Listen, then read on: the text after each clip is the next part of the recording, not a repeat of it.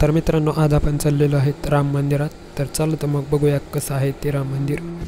तर हे बघा, इथं गेट आहे आणि इथून अशा पायऱ्या आहेत. तर वर आल्यानंतर बघू शकता तुम्ही 1 2 3 आणि 4 अशी मंदिर आहेत. आणि हे बघू शकता,